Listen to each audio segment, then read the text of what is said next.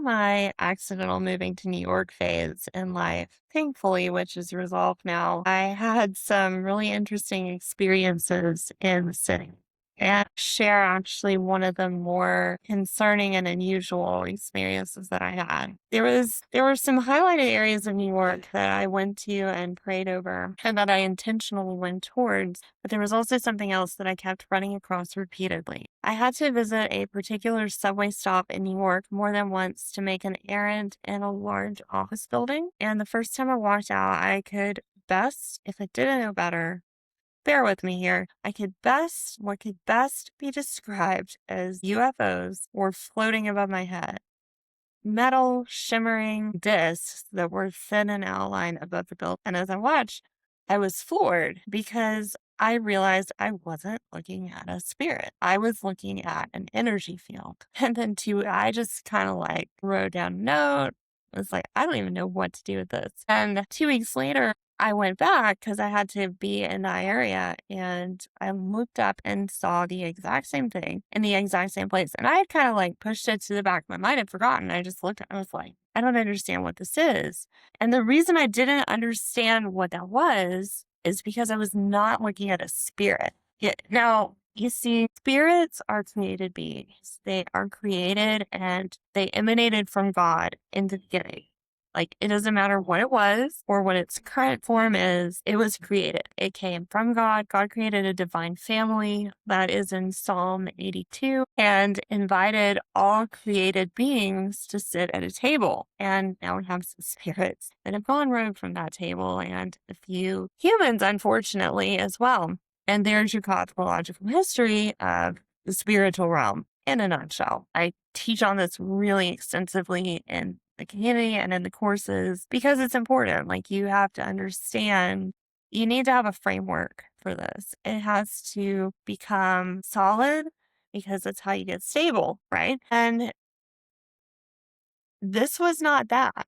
This was as though there was something moving so strongly, not energetically, but electrically, that my physical eyes could see it. And there's a huge difference between a created being and a created energy field. And what I was looking at was a strong energy field that wasn't a spirit. It was technological and it looked very man-made. And this experience stayed in my mind for weeks. And I just started praying about it. It honestly kind of floored me a little bit. And as I prayed, I hadn't been looking at something created by God. I had been looking at something that had been generated because what I was looking at never had its seat at the table in the first place. And I was looking at something electrical, not animated.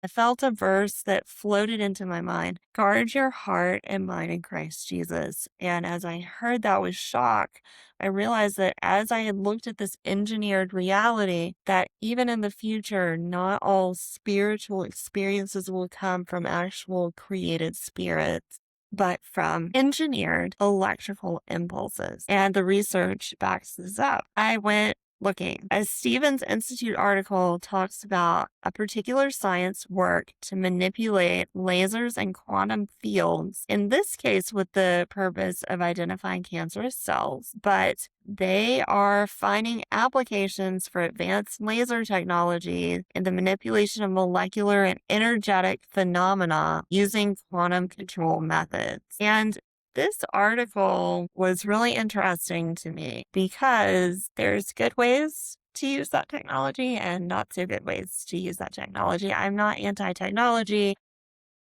but I do have a lot of questions about the manufactured energy field that I saw, because to me, if you have that experience, this is an invitation. Sorry, you're back, baby. Hi.